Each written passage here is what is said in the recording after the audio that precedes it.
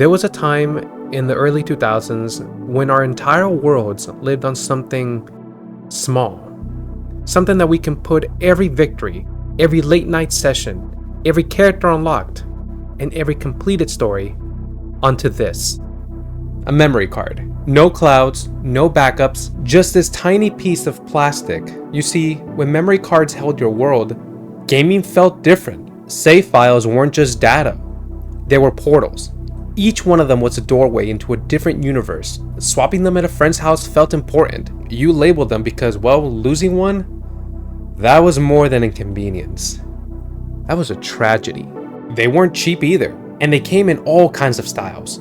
Black, clear, translucent. You picked the one that felt like you. But there was always one thing to fear: corrupted data. You know that sinking feeling in your stomach when you know everything went wrong? I mean, that comes with everything. For me, that happened with Dragon Ball Z Budokai Tenkaichi 3. See, one day I came home from school and, well, there were some kids accessing my PS2. They thought it was real funny to just go ahead and delete all my save files. All those unlocked characters, all that progress, gone. But hey, on the bright side, I got to play the game all over again. Saving back then wasn't automatic, but today, you have autosave, cloud save, and even quick resume on the Xbox. But back then, you had to earn it. You had to reach a save point. An icon will pop up saying, "Don't turn off the console. Do not remove the memory card." And if you did, well, good luck.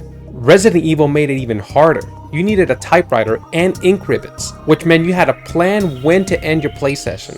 You couldn't just quit whenever you wanted. Even inserting the memory card felt important. For some of us, that was a game changer, because before that, you had to pray that overnight your console would be left on still by the time you woke up. I also remember playing Spider-Man 1, the first Tobey Maguire game, on the PS2, and honestly, I played that tutorial with Bruce Campbell narrating the whole thing multiple times because I didn't have a memory card at the time. Welcome to the tutorial. Now games today are massive. Sometimes one game can take the entire hard drive out. But back then, 8 megabytes or even 32 megabytes. And somehow that held everything. But when it got full, deleting those files, well, it kind of hurt. You see, you weren't deleting storage. You were deleting memories. Decision making mattered. I can't be the only one that still finds that PlayStation 2 menu so relaxing.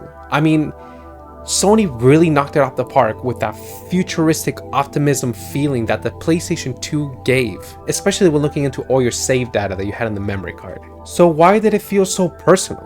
I'll tell you why. Because it was physical. It was yours. No server, no subscriptions, no internet required. You could take it anywhere, to a friend's house, to a cousin's house, pop it onto another console, and continue your story. Even the PS2 and the GameCube cases had little slots built into them just to carry it. Then things changed. Hard drives became standard. Profiles became digital, and cloud saves became normal. It was more convenient, it was more secure, and it was more efficient. But we traded that portability for comfort. And somewhere along the way, saving, well, it just kind of stopped feeling special. You see, this tiny piece of plastic basically held my entire childhood right here. And I know I wasn't the only one, because as much as I appreciate modern technology, sometimes you just have to take a step back and look at things when they were much simpler. That way you can realize how much these things, well, really meant.